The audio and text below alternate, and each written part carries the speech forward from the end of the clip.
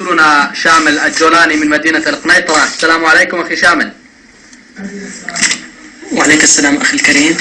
أهلا وسهلا بك أخي شامل. هل لديك أن تطلعنا على آخر تطورات لديكم في مدينة القنيطرة؟ بداية بسم الله الرحمن الرحيم، والصلاة والسلام على محمد وعلى آله وصحبه أجمعين.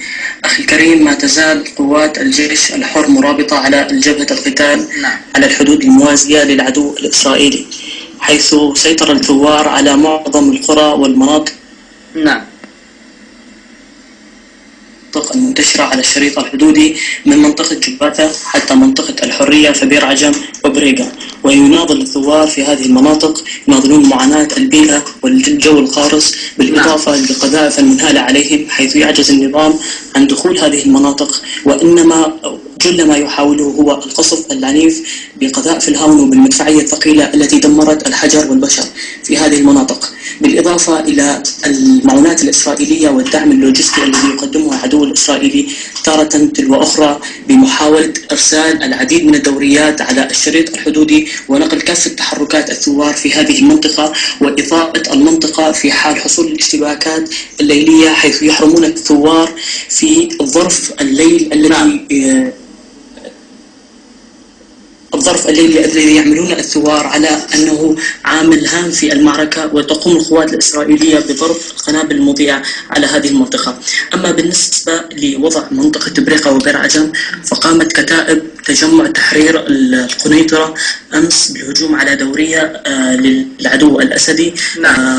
أسفرت هذه العملية عن قتل ضابطين من فرع ساسع المتواجد في القنيطرة، وتم الحمد لله اغتنام السيارة بالإضافة إلى الأسلحة الموجودة في السيارة.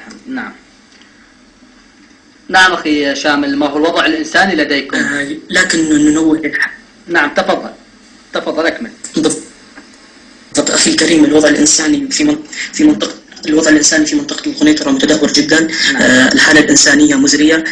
من المعروف أن منطقة القنيطرة هي منطقة أقرب لتكون جبلية، والطقس فيها شديد البرودة، وهي تحمل أعداد كبيرة من النازحين من أبناء الجولان الذين همشوا وهجروا للمرة الثانية من مناطقهم المتواجدة في دمشق كالحجر الأسود ونهر عيشة والسيدة زينب والعديد من المناطق تجمعاتهم الذي شردها منهم النظام، فأعادوا مرة أخرى هجروا إلى القنيطرة، وهناك يعانون الأمرين من البرد القارس بالإضافة إلى نقص شديد في المواد الغذائية والمواد الطبية. ونناشد من قناتكم الكريمة جميع وسائل التي تهتم بالتغذية ووسائل الإعانة الطبية لمؤازرة القنيطرة التي تعاني من وضع صعب، وخاصة في التدفئة ونقص في كل مواد التدفئة من الغاز والمازوت وكل الوسائل الأخرى. شكرا لمراسلنا شامل الجولاني، لقد حدثنا عن آخر تطورات لديهم في مدينة القنيطرة. شكرا.